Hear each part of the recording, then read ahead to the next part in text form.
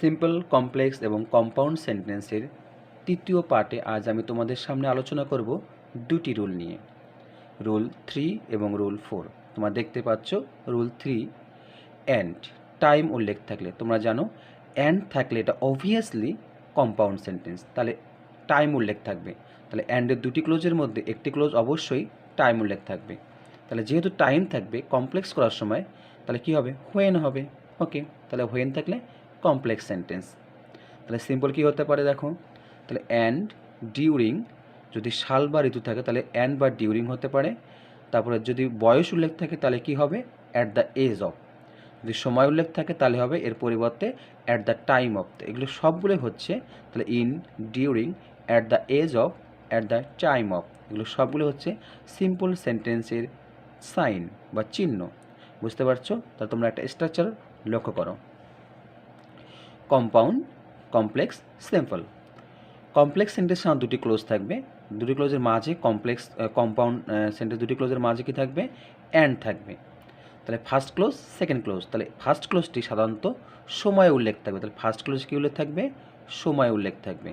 Complex সেন্টেন্সের ক্ষেত্রে প্রথমে হবে হোয়েন, তারপরে ফার্স্ট ক্লোজ, তারপরে সেকেন্ড ক্লোজ। সিম্পল সেন্টেন্সের ক্ষেত্রে একটু পার্থক্য লক্ষ্য করো। এখানে প্রথমে আমরা স্বাধীন বাক্য অংশটি বা স্বাধীন ক্লোজটি নেব, তাই না? তারপরে যদি সময় বোঝায় সাল বা ঋতু উল্লেখ থাকে তাহলে আমরা ইন বা ডিউরিং নেব। যদি ওখানে বয়স উল্লেখ থাকে তাহলে অ্যাট দ্য এজ অফ নেব। যদি টাইম উল্লেখ থাকে তাহলে অ্যাট দ্য টাইম অফ নেব। তারপরে সময় শুধু শব্দটি এখানে বসবে। বুঝতে পারছো? ওকে, আমরা একটা এক্সাম্পল লক্ষ্য করি। দেখো তোমরা এখানে একটা এক্সাম্পল দেখতেছো। এক্সাম্পল 1, তাহলে it was in 1971 when we achieved our independence. তাহলে এখানে দেখো অ্যান্ড আছে, তাহলে অ্যান্ড থাকলে এটা কম্পাউন্ড সেন্টেন্স। তাহলে ফার্স্ট ক্লোজটি সময় উল্লেখ করা আছে, একটা সময়, সাল দেওয়া আছে। কত সাল বলো দেখি? 1971, একটা সাল, তাই না?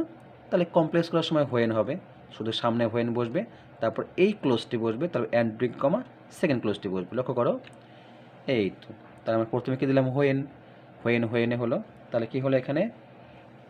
এই দেখো ইন ইট ওয়াজ ইন 1971, তাহলে আমরা when it was in 1971 and দুটিকে কমা, তারপর সেকেন্ড ক্লোজ যা আছে তাই প্রয়োগ করলাম। বুঝতে পারছো? তাহলে সিম্পল সেন্টেন্স করার সময় কী হবে? তাহলে প্রথমে স্বাধীন ক্লোজ, স্বাধীন কোনটি? অর্থাৎ যে অংশটিতে কোনো সময় নেই। তাহলে উই অ্যাচিভড আওয়ার ইন্ডিপেন্ডেন্স, এটা স্বাধীন ক্লোজ, তাহলে এটা আগে হবে। তাহলে উই অ্যাচিভড আওয়ার ইন্ডিপেন্ডেন্স, তারপরে যেহেতু এটা সাল তাহলে আমরা শুধু আগের সামনে কি বসাবো? ইন বসাবো। তাহলে we achieved our independence in 1971। বুঝতে পারছো? তাহলে আমরা এক্সাম্পল 2 দেখি। এক্সাম্পল 2তে লক্ষ্য করো, এখানে when I was 20 I played well. যখন আমার বয়স 20 বছর ছিল তখন আমি ভালো খেলতাম। তাহলে হোয়েন আছে, তাই না? তাহলে হোয়েন আছে, এটা সময় বোঝাচ্ছে। তাহলে এটা কি? কমপ্লেক্সে আছে। তাহলে কম্পাউন্ড করার সময় কি হবে? মাঝখানে শুধু অ্যান্ড হবে, হোয়েন উঠে যাবে, মাঝখানে অ্যান্ড হবে। লক্ষ্য করো, তাহলে I was 20 and I played well. তাহলে সিম্পলে কী হতে পারে? প্রথমে স্বাধীন ক্লোজ, তাহলে আই প্লেড ওয়েলটা হবে স্বাধীন ক্লোজ। তাহলে আই প্লেড ওয়েল, তাহলে এখানে যেহেতু কী বোঝাচ্ছে? বয়স বোঝাচ্ছে, তাই না? I played well at the age of 20। Okay, লক্ষ্য করো, তাহলে I played well at the age of 20, অর্থাৎ 20 বছর বয়সে আমি ভালো খেলেছিলাম। ওকে, আমরা রুল 4 নিয়ে আলোচনা করব। দেখো রুল 4, তাহলে এখানে রুল 4-এ দেওয়া আছে অ্যান্ড রিজন। তাহলে রিজন মানে কারণ বোঝাবে, তাহলে একটি অংশ কারণ হবে, তাই না? একটা অংশ কী বোঝাবে? কারণ বোঝাবে অ্যান্ডের। তাহলে অ্যান্ড থাকলে তো কম্পাউন্ড সেন্টেন্স, যেহেতু কারণ বোঝাবে তাহলে কমপ্লেক্সে অ্যাজ, সিন্স অথবা আমরা বিকজ ব্যবহার করতে পারি। তাহলে দেখো অ্যাজ, সিন্স, বিকজ থাকলে কমপ্লেক্স সেন্টেন্স। তাহলে সিম্পলে কী হবে? বিকজ অফ হবে। ওকে, তাহলে বিকজ অফ থাকলে আমরা সিম্পল সেন্টেন্স ধরে নেব। এখানে একটা স্ট্রাকচার লক্ষ্য করো। তাহলে compound sentence first close and second close. Complex sentence as, since, because প্রথমে হবে, তারপর ফার্স্ট ক্লোজ, তারপর হচ্ছে সেকেন্ড ক্লোজ। তাহলে সিম্পল সেন্টেন্সের ক্ষেত্রে ঠিক এর আগের রুলটির মতোই প্রথমে স্বাধীন ক্লোজটি হবে, তারপর বিকজ অফ হবে। বিকজ অফের হওয়ার পর এরপরে সাবজেক্টের পসেসিভ ফর্ম, যেমন আইয়ের পজিটিভ মাই, হির পজিটিভ হচ্ছে কি হিজ, সির পজিটিভ কি হার, এই জাতীয় পজিটিভ ফর্ম হবে। তারপর যদি বি ভার্ব থাকে তাহলে বিং, হ্যাভ ভার্ব তাহলে হ্যাভিং, যদি এগুলো বি ভার্ব না বা হ্যাভ ভার্ব না থাকে তাহলে মূল ভার্বের সঙ্গে আইএনজি হবে প্লাস বাকি অংশ হবে। একটা নোট লক্ষ্য করো তোমরা, দেখো নোটে লেখা আছে সিম্পল সেন্টেন্সের ক্ষেত্রে am, is, are, was, were এর পরিবর্তে বিং, হ্যাভ, হ্যাজ, হ্যাড এর পরিবর্তে হ্যাভিং, এবং অথবা মূল ভার্ব থাকলে ভার্বের সঙ্গে কী হবে আইএনজি প্লাস বাকি অংশ হবে। ওকে, লক্ষ্য করো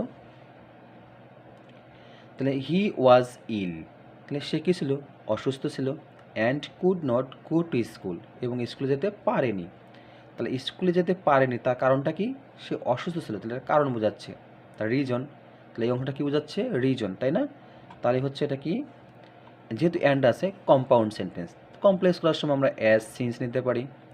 ওকে, লক্ষ্য করো তাহলে অ্যাজ হি ওয়াজ ইল, আমরা অ্যাজ সামনে বসালাম, অ্যাজ হি ওয়াজ ইল, তাহলে হি কুড নট কি গো টু স্কুল, তাহলে যেহেতু সে অসুস্থ ছিল তাই সে স্কুলে যেতে পারেনি।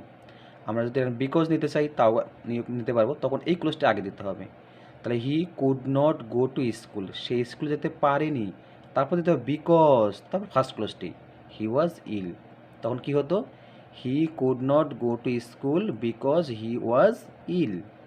ওকে, তাহলে সিম্পলে কী হবে স্বাধীন বাক্য অংশ, স্বাধীন বাক্য অংশ কোনটা, তাহলে he could not go to school, তাহলে স্বাধীন বাক্য অংশ, তাহলে he could not go to school because of his illness. যদি একটা সাবজেক্ট কী আছে এখানে দেখো হি আছে, তাহলে হির পজিটিভ ফর্ম কি হিজ, তারপর আমরা যদি এখানে ওয়াজের পরিবর্তে আমরা বিং দিতাম তাও হতো, তাহলে because of his being ill তাও হতো।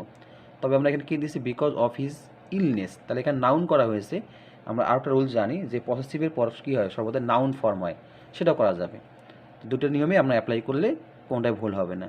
তো এগুলো পরীক্ষায় কীভাবে আসে সেইভাবে সেটার উপর বেস করে বিভিন্ন বিগত প্রশ্ন থেকে আমি সংগ্রহ করে একটি রিয়াল টেস্ট সাজিয়েছি। তোমরা লক্ষ্য করো, দেখো রিয়াল টেস্ট নামে একটা টেস্ট সাজিয়েছি। দেখো এখানে লক্ষ্য করো 1 নম্বরে as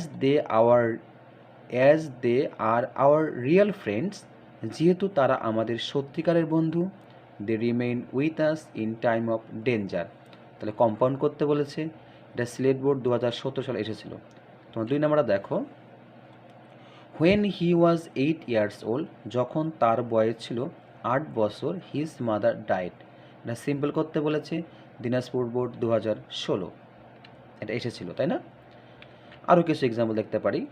when it was time for prayers he hardly left the roof, তাহলে সিম্পল করতে বলছে, তাই না?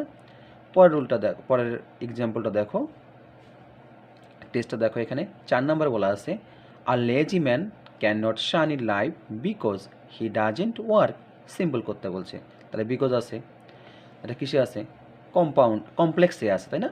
ওকে, তাহলে এটা আমার কম্পাউন্ড করতে বলেছে, তাহলে অ্যাস থাকলে কমপ্লেক্স, তাহলে কম্পাউন্ড করতে হলে কী হবে অ্যাসটা উঠে যাবে, এই ঠিক মাঝখানে এই কমাটা উঠে গিয়ে এখানে অ্যান্ড হবে, তাহলে এটা কম্পাউন্ড হয়ে যাবে। যেমন দেখো they are our real friends and they remain with us in time of danger, বুঝতে পারছো? তাহলে আমরা অ্যান্ড ব্যবহার করলাম, তাহলে অ্যান্ড থাকলেই কম্পাউন্ড, এখানে অ্যাসটা উঠে গেল। তাহলে যেহেতু হোয়েন আছে তাহলে এখানে সিম্পল করতে বলেছে, আর এটা কী বোঝাচ্ছে বয়স বোঝাচ্ছে, তাই না? তাহলে কী হবে অ্যাট দ্য এজ অফ, তাহলে প্রথমে স্বাধীন ক্লোজ কোনটা হিজ মাদার ডায়েট, তারপরে কী হবে অ্যাট দ্য এজ অফ, তাই না? লক্ষ্য করো তাহলে his mother died at the age of, তারপরে যেহেতু সাবজেক্ট আছে কি হি, তাহলে his at the age of his 8 years old, তা তার 8 বছর বয়সে তার মা মারা গিয়েছিল, বুঝতে পারছো? অথবা আমরা এখানে হিজটা নাও দিই তাও হবে, তাহলে his mother died at the age of 8 years old, 8 বছর বয়সে তার মা মারা গিয়েছে, তখন কেমন শোনে, ওই জন্য হিজটা দিলে ভালো হয়ে যায়, তাই না?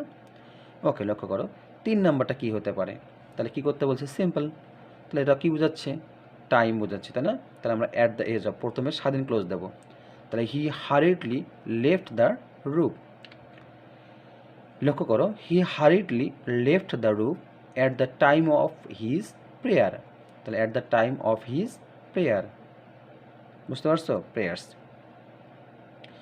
4 নম্বর এক্সাম্পল দেখো তাহলে যেহেতু এখানে কি আছে বিকজ আসতে বিকজ অফ দিয়ে সিম্পল করতে হবে, তাই না? সিম্পল করার সময় লক্ষ্য করো, তাহলে a lazy man can not shine in life, দেখো a lazy man can not shine in life because of his not working.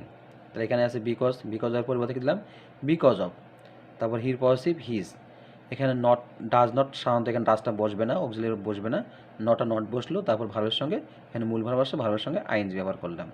বুঝতে পারছো এখন? ওকে, আজকে ক্লাসটা এখানেই শেষ, এরপরে নতুন একটা ক্লাস নিয়ে ইনশাল্লাহ দেখা হবে। সকলকে ধন্যবাদ জানিয়ে শেষ করছি আজকের ক্লাস। আল্লাহ হাফেজ।